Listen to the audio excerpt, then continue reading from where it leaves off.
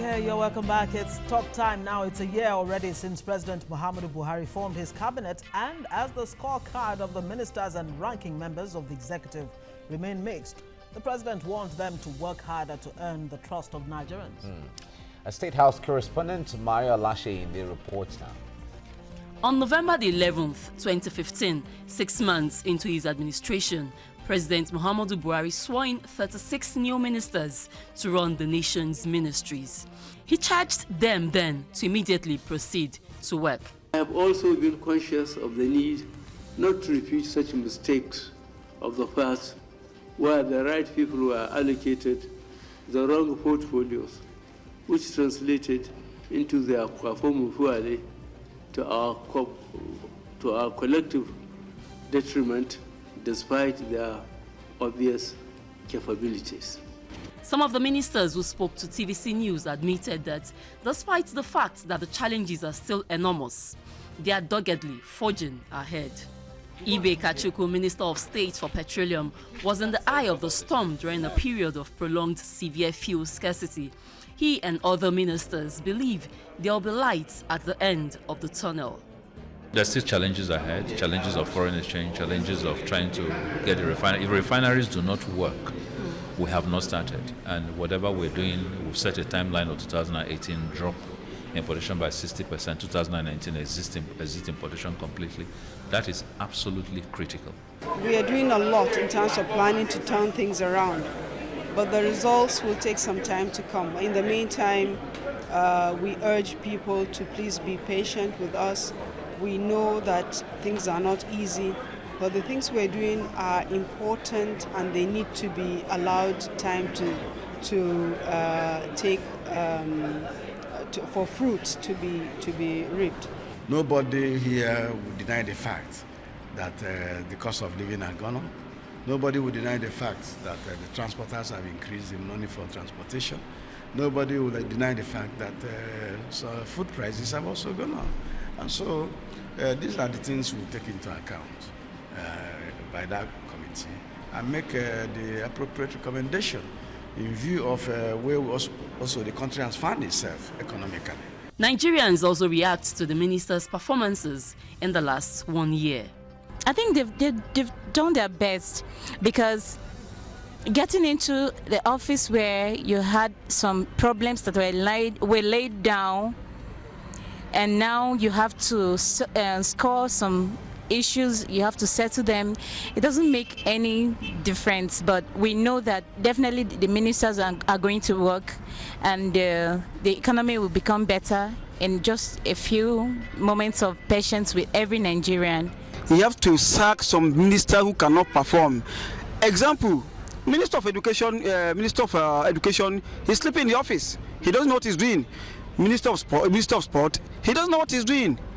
Then so many ministers, they don't know what he's doing. Those minister who is performing, Minister of Aviation is trying, Minister of Transport is trying, Minister of Works and Housing and is trying, but they should reduce his body for him. They expect the ministers to stop the blame game and get to work. They call on President Buhari to reshuffle his cabinet should they fail. Maria Olasheinde, TVC News, Abuja.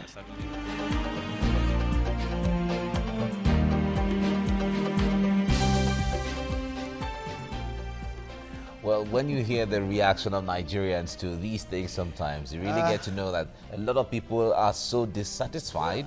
Absolutely. I mean, for you to say that a minister is just sleeping in the office, definitely, I doubt if that's happening. But Nelson Ekujumi, public affairs analyst, is joining us in the studio to do an assessment of the, Buhari's cabinet 1 year after. Time will not allow us, of course, to look at all the ministers, but maybe we should just, narrow it down to the major ones as much as we can, from agric to finance, solid minerals, and all the rest of them. But 1 year after, Nelson, how would you assess the performance of this cabinet? Some say Nigerians have, not done well at all under this cabinet, while others believe they still need more time to make an impact. Well, thank you very much. I think I want to disagree first and foremost with your analysis of the major ministries, because I believe all the ministries Oh, no, are no, equal. they're important. What I'm saying yeah. is we don't have time to look at Yes, all of yes. those You ministries. just say we want to look at some. We are narrowing it down. Yes, thank you. So when Yes. you say major, it's like you want to fall into the trap of people who say some ministries are more juicy juicy than and others, others. you know, Okay. but Exactly. all affects the I take it Nigerian back. people. Okay, accepted. Yes, so far so good. I think the ministers have not done badly in view of the fact that the circumstances under which they came into office, we are all aware of what happened in the immediate past, and we don't expect that it will be a roller coaster for them. You know, a lot of the ministries, there was virtually, the books were upside down. They've had, you know, to tidy up their hands. They've had to come up with new policies that is in tandem with the program of the administration. But be that as it may, I think one thing we must get very clear as Nigerians is that the ministers being in office don't have the monopoly of knowledge about how to get Nigeria out of the woods. It's a collective exercise. That is why, as Nigerians, we owe it a responsibility, since we are not subjects, since we are all citizens of the same country, and if the ministers perform well, it will be to our own glory, and if they are otherwise, we'll also be the victim. So it behoves on us at every time to ensure that we engage the government constructively, and, you know, we can also come up with, you know, ideas on how to move the country forward. Okay, when the president says that, or telling the ministers to work hard to earn the trust of Nigerians, one would ask, when ministers are given their roles to perform, are they working in themselves, or they work according to the will and the power of the commander-in-chief? Yes, you know, the buck stops on the table of the commander-in-chief, and they are working in tandem with the will or the directive of the commander-in-chief. I think what the president is saying, in essence, is that, look, if you have been given a responsibility, maybe your tax is, you know, let's assume for roads now, to make about 100 roads, meet a deadline of, say, 100 roads before 2017. There's nothing, and, you know, the funds are there to execute those projects. The necessary impetus to also carry it out is there.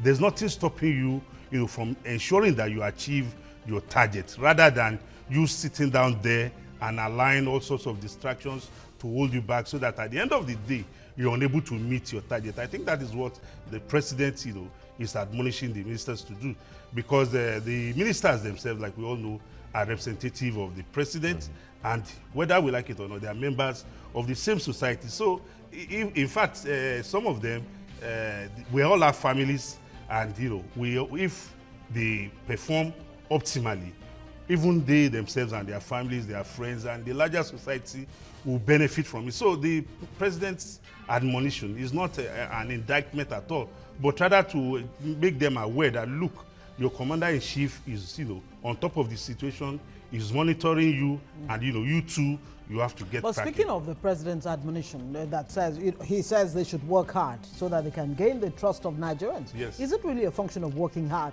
or actually understanding the ministry that you're supposed to you know, deliver on? No, is it not a question of capacity? And that's a question that many Nigerians have been asking.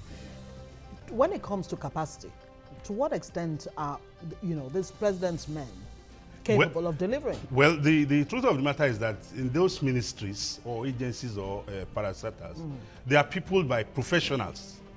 And what the minister only does is to coordinate those activities. Professionals in different fields? In different fields. Other than the ministry that they've been handed to. Yes, you know, handle. yes. But, you know, even as a minister, if you lack the necessary requisite skill, you know, to understand the workings of that ministry, you can as well, you have the leverage to, you know, to invite in experts to give you a guide different from what is obtaining in the ministry, but basically in tandem with the core functions of that ministry. And so what we have now is that none of the, I don't see anybody in that, anybody occupying the post of minister today who is incapable of, you know, performing that function. But what they must always do at every point in time is to admonish the civil servants, who are the ones that will implement those activities, to realize that, look, the efficiency of this ministry is to the good of all Nigerians. And what Mr. President is saying for them to earn the trust of Nigerians is that the government is not about Mr. President. The government is about the people of Nigeria. That your being in office is to satisfy first and foremost the people of Nigeria, for them to have confidence in the administration. Because once the people lose confidence in the ministers, definitely they have lost confidence, in the president. All right, well, let's go on a break, and then we come back to dwell on this. If you watch the graphics earlier on, we're giving you ministry by ministry allocation of budgetary allocation for the year. And if you make all those calculations together and pitch it against what has been done so far, what impact, I guess Nigerians have different opinions when it comes to that. But let's go on a break. We'll come back on this.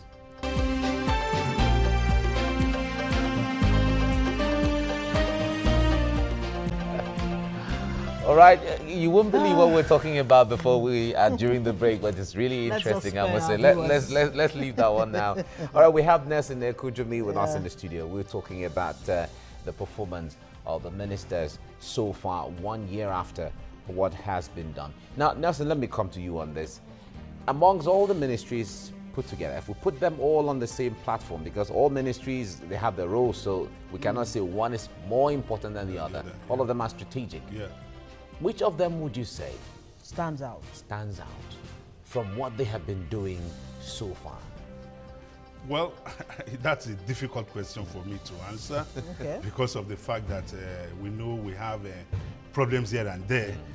But be that as it may, I think answering that question is a tall order for me because I can't really put my hand on a particular ministry, because of the fact that we all realize that for a ministry to carry out its responsibility, it needs funding.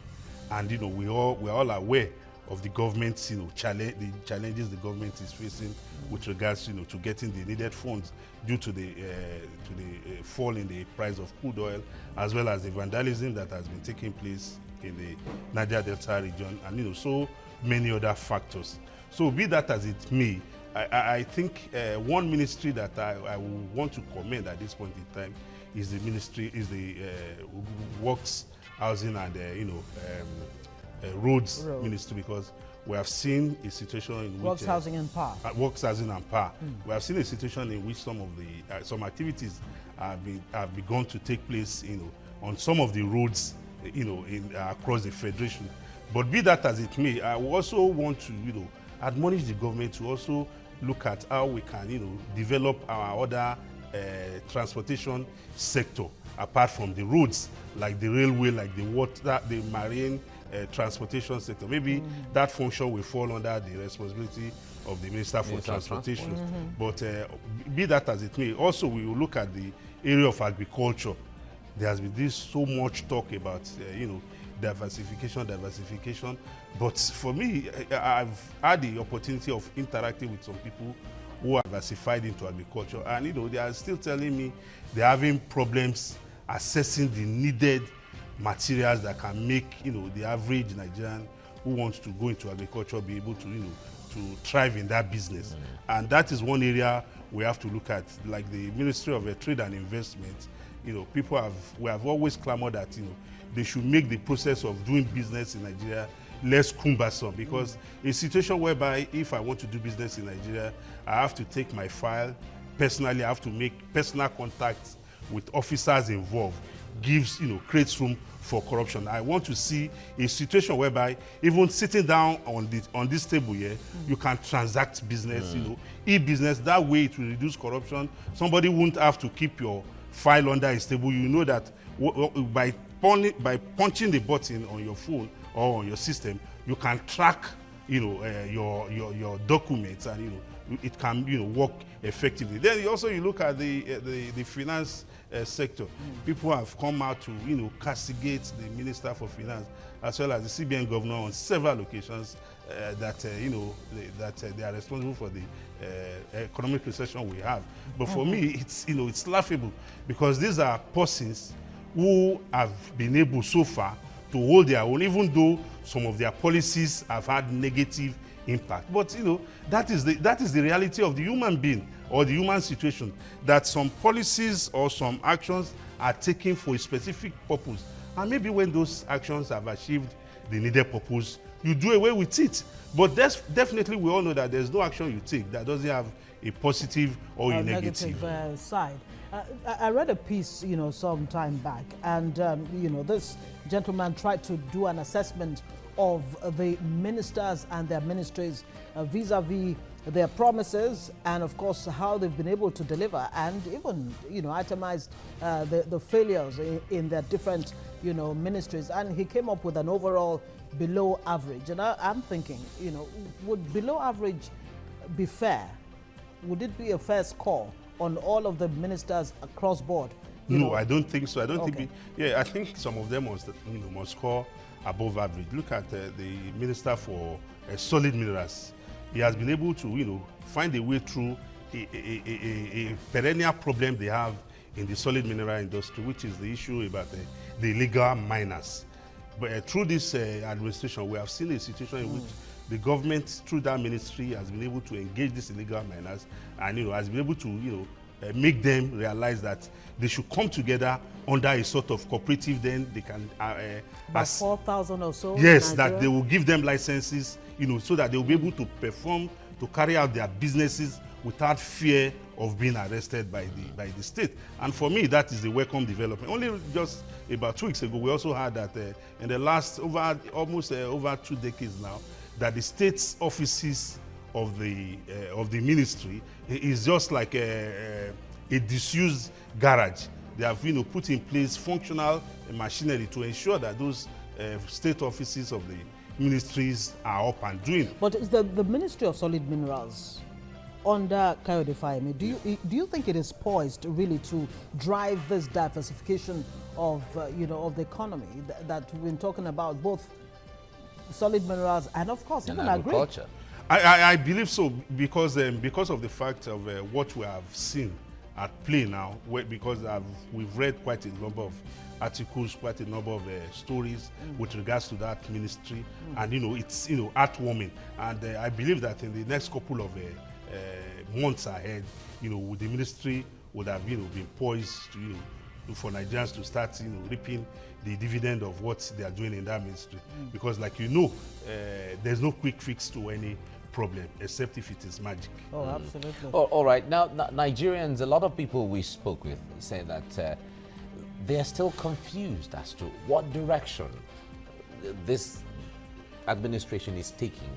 Now, we remember when the president was doing his campaigns, he said the fight against corruption is one, security is another one, and then the economy. Yeah. Now, he mentioned the economy. Certainly, we didn't, it was just economy, which is vague, which is just there. He didn't really give a direction as to. But if we take our minds back, there was a 7-point agenda in the previous administration, which itemized areas where you can hold me on. This is what I want to do. But when it comes to this administration, Nigerians were waiting, or are still waiting, to see that direction. What is this government wanting to achieve in the economy, so that we can pitch what you have now against where you want to go, as the case may be. Maybe I should even paint a picture here. Finance Ministry, for example, says hard work will be her watchword, innovations into the systems to improve economy, bring new lease of life to Nigerians, reduce cost of governance and strengthen institutions to curb corruption, of course, remove inefficiencies in public service, and on and on. All of these things are general things. They are not specifics to that development, that picture, that benchmark that Nigerians would like to see. Well, the specifics of the government's direction is that the government wants to drive an economy that will be homegrown, that will be home-oriented, that will engender the productive capacity of the country. Because you realize that before this government came on board, the previous administrations, we've run an economy in which we have become totally import-driven. That is why today, if the dollar coughs, our naira, becomes, catches cold. Yeah. So the situation today is that you realize that when the government came on board, she banned about 45 items, even including toothpick. Yes. And today we have a situation in which the government is, continually emphasizing that, look, we have to engender local production of goods and services. That is the only way to create wealth. That is the only way to reduce the massive unemployment on our hands. That is the only way to get our people out of poverty. Let's look at education. Yeah. We don't have time. Yeah. Now, do you think you've heard enough coming from the Ministry of Education under Adamu Adamu? No, I have not, because for me as a Nigerian, I expect by now the government or the ministry to have been able to, itemize the problems in the educational sector. We realize that a lot of our public schools today, is it the secondary, is it the tertiary institutions? We have a situation in which even common, our neighbor here, Benin, let me not say common, exactly. have become a beneficiary of our educational, handicap.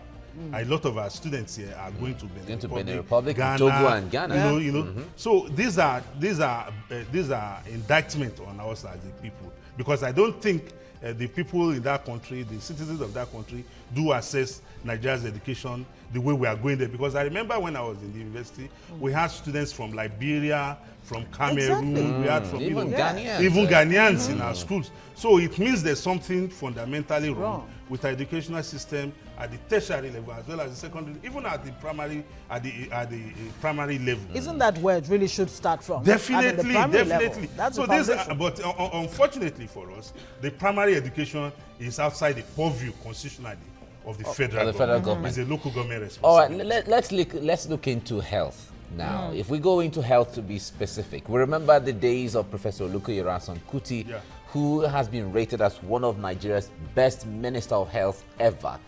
And that time his emphasis was on primary health care, where everything starts from. Let's even prevent things before they even get to or get complicated in the first place. If we have to look into what is going on right now, do you think there's a headway when it comes to either going back to enhancing primary health care or strengthening even tertiary health care? Well, realistically speaking, I have not seen. But maybe the government is doing that but not communicating effectively. But the truth of the matter is that the health institutions in Nigeria are virtually very, very inadequate. When you go to the public hospitals, the public health institutions, you weep for Nigerians, because I pity the health workers, because the number of patients, there's a standard number of patient that the doctor should attend to. But what do you have? When you go to the public health facilities, it is virtually overcrowded. And you see a lot of people in pain. The prayer most of us used to, offer when we wake up in the morning is that God should give us the resources. Because if an emergency should occur, for you to rely on the public health facilities, my brother, only God will save you. So it is important for the government as well to go back to the drawing board. How do we ensure that we have more than enough health institutions in place? How do we ensure that we have the necessary required skilled personnel and curb the health tourism that that's taking so much of our forests? So maybe the government is doing that, but we have not seen it, because we assess the public health facilities based on results. And what we see there is not palatable at all. Because Nigerians are still going to India, they're still going to Dubai and so on for health. But Nelson, thank you very much for coming on the program.